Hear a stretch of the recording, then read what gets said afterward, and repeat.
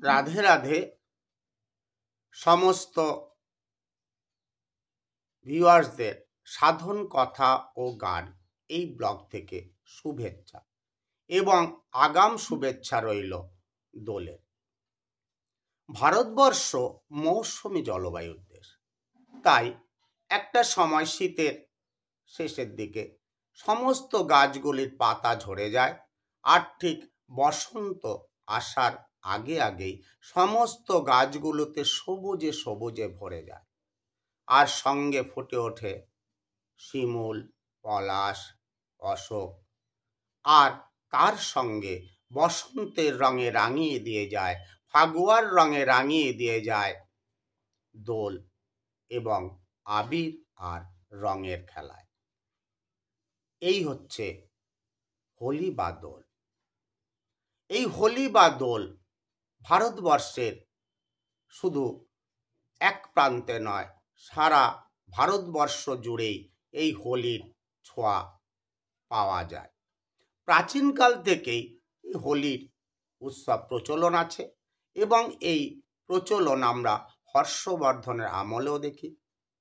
আহমদনগরে কিছু মন্দিরের গায়েও এর চিত্র দেখা যায়, আবার অলবিরনির যে গ্রন্থ সেখানেও যে হোলি খেলা হতো তার কথা উল্লেখ আছে।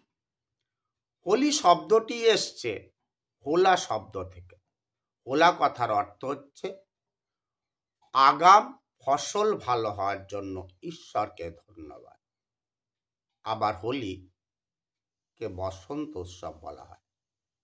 দোল শব্দটির অর্থ হচ্ছে উৎসব বা ভোজ। এবার আসা যাক, এই যে হোলি বা দোল যাই বলি না কেন, ভারতবর্ষ এমন একটি দেশ, তার আচার ব্যবহার পোশাক এইগুলোতে যেমন বৈচিত্র্য লক্ষ্য করা যায়, তেমনি হোলি বা দোলের নামের ক্ষেত্র সুন্দর বৈচিত্র্য আমরা দেখতে পাই। আমরা যদি মহারাষ্ট্রের দিকে তাকাই, এর নাম বলা হয় রংপঞ্চ। আমরা পাঞ্জাবের দিকে যদি যাই, সেখানে এই হোলিকে বলে হোল্লা মহল্লা। আমরা যদি গোয়ার দিকে অর্থাৎ দক্ষিণ ভারতে চলে যাই, একে বলে শিগম। আবার গুজরাটে ধুলটি।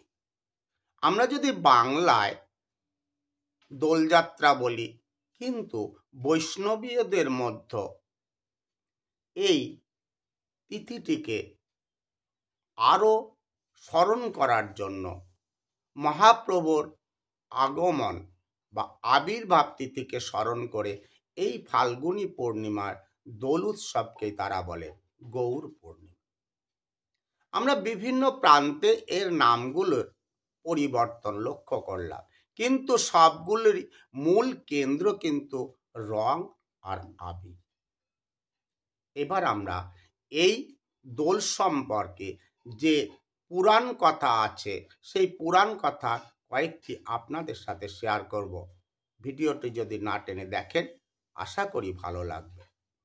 প্রথম কথা, যেটা পুরাণ কথা, ভাগবত পুরাণ এবং স্কন্দ পুরাণে যে বিষয়টি লেখা আছে সেটি হলো কাশ্যপ মুনি এবং দিতির গর্ভে জন্মগ্রহণ করেছিল হিরণ্যাক্ষ এবং হিরণ্যকশিপু। হিরণ্যাক্ষকে বরাহ অবতারে বিষ্ণুদেব বধ করে। তাই তার ছোট ভাই হিরণ্যকশিপু প্রচণ্ড ক্রুদ্ধ হয় এবং তার রাজ্যে বিষ্ণু পূজা বন্ধ করে দেয়। কিন্তু তার সন্তান রূপে আসে প্রহ্লাদ, এবং প্রহ্লাদ সর্বদাই বিষ্ণু ধ্যান, বিষ্ণু পূজা, বিষ্ণু জ্ঞান ছাড়া তার মধ্যে আর অন্য কোনো কিছু নেই। তাই যখন জানতে পারল হিরণ্যকশিপু, তাকে হত্যা করার নানা কৌশল তৈরি করল, এবং যখন কোনো কিছুতেই পেরে উঠছিলেন না, তখন তার বোন হোলিকাকে ডেকে আনেন। হোলিকা আগুনের মধ্যে বসলেও আগুন তাকে দহন করতে পারে না, তাই তাকে নিয়ে আসলেন এবং প্রহ্লাদকে নিয়ে সেই আগুনের ওপর বসলেন। আগুন ধরিয়ে দেয়া হলো এবং হিরণ্যকশিপু আনন্দ করতে লাগলো। কিন্তু সেই আনন্দ স্থায়িত্ব পেল না। কিছুক্ষণ পরেই হোলিকা চিৎকার করে উঠতে লাগলো এবং ধীরে ধীরে পুড়ে গেল। প্রহ্লাদ তার নামের দাহিকা শক্তি দিয়ে সেই আগুন থেকে রেহাই পেল এবং বেঁচে গেল। কিন্তু তার পিসিমণি তাকে বলল, হে প্রহ্লাদ, আমি ব্রহ্মার বরে এই আগুনে থেকে বেঁচে যাওয়ার আশীর্বাদ পেয়েছিলাম, আজকে আমার এই রূপ দশা হলো কেন? প্রহ্লাদ তার উত্তরে বলেছিল, হে পিসি, তুমি যদি তোমার এই আশীর্বাদ কোনো সৎ কাজে লাগাতে তাহলে সেটা কিছু ক্ষতি হতো না। তুমি আজকে অন্যায় কাজের জন্য তোমার সেই আশীর্বাদ ব্যবহার করার জন্য তোমার আজ এই দশা হলো।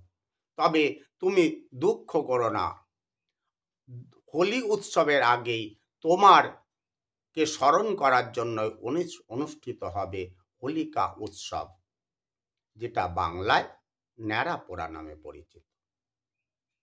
এবার আসা যাক দ্বিতীয় প্রসঙ্গ। দ্বিতীয় প্রসঙ্গ শিব পুরাণে খুব সুন্দরভাবে লেখা আছে, যেটি যখন দক্ষ যজ্ঞে সতী মারা যায়, সতী মারা যাওয়ার পরে আবার জন্মগ্রহণ করে উমা বা পার্বতী, এবং এই পার্বতী এবং শিবের মিলন যদি না হয় তাহলে তারকাসুরকে বধ করার জন্য যে সন্তান দরকার সে আবির্ভাব হবে না। তাই সমস্ত দেবতারা মিলে মদন দেবকে বলল, তুমি শিবের ওপর মদনবার নিক্ষেপ করো। শিব এর ওপর মদনবার নিক্ষেপ করতেই সারা কৈলাসে বসন্ত চলে আসলো। চারিদিকে গুঞ্জন, পাখির গুঞ্জন, কলরব, চারিদিকে মৌমাছির গুঞ্জন শুরু হয়ে গেল। ত্রিনেত্র খুঁড়ে যখন বুঝতে পারলেন তখন তিনি তাকে ভস্মীভূত করে দিলেন। মদন দেবের স্ত্রী রতি দেবী কান্না শুরু করলেন এবং এই দোল পূর্ণিমার ঠিক 7 দিন আগে অর্থাৎ অষ্টমী তিথি থেকে তিনি মহাদেবের পুজো শুরু করলেন এবং 7 দিন পুজো করার পর সন্তুষ্ট হওয়াতে শিব আবার মদন দেবকে পুনর্জীবিত করলেন। সেই আনন্দে সেখানে শুরু হয়েছিল দোল উৎসব, যেটা দক্ষিণ ভারতে করা হয় এবং সেখানে কামদেবের যে ধনুক সেটা আখ হিসাবে ব্যবহৃত হয় আর আমকে স্বর হিসাবে ব্যবহার করা হয়। আবার যখন শরীর উত্তপ্ত হয়ে যায় তখন শ্বেত চন্দনকে লেপন করে সেই উত্তপ্ত বা গরমটাকে ঠান্ডা করা। এবার যেটি সবচেয়ে উল্লেখযোগ্য, আমরা কৃষ্ণ এবং রাধার যে পরমানন্দ, সেই পরমানন্দের যে মিলনের একটা উৎসব, সেটাকে দোল বা হোলি বলা হয়। একবার মা যশোদাকে আমার গোবিন্দ গিয়ে জিজ্ঞাসা করছে, আচ্ছা মা, আমি তো এরকম কালো, তা রাধা এত ফর্সা, এটা কেন? পুত্রের বিষণ্ণতা দেখে, দুঃখ দেখে বলল, যা বাবা, সবাইকে গিয়ে এই রং দিয়ে দে, যত ব্রজগোপী আর ব্রজগোপ আছে সবাইকে রং দিয়ে দে, তাহলে সাদা কালো ভেদাভেদ থাকবে না, সবই তোর মতোই হয়ে যাবে। বলা সঙ্গে সঙ্গে কৃষ্ণ কি করলেন, সেই রং সবাইকে মাখিয়ে দিলেন। সাদা কালোর কোনো ভেদ থাকলো না, সবাই রঙে রাঙিয়ে উঠল এবং সেই প্রচলন আজও রয়েছে। শেষ করি বৈষ্ণবীয়দের মধ্যে, যেটা ফাল্গুনী পূর্ণিমায় মহাপ্রভুর আবির্ভাব এবং সেই আবির্ভাব তিথিকে স্মরণ করার জন্য বৈষ্ণবদের মধ্যে হয় গৌর পূর্ণিমা।